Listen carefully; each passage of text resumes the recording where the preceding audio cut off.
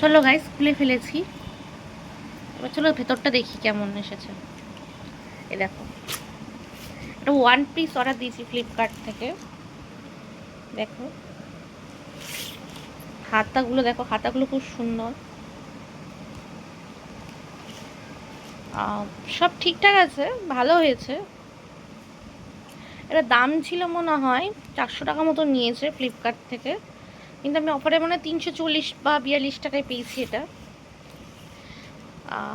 তোমাদের যদি ভিডিওটা সত্যিই খুব ভালো লেগে থাকে, তাহলে ভিডিও চ্যানেলটা সাবস্ক্রাইব করো আর লাইক শেয়ার কমেন্ট করো।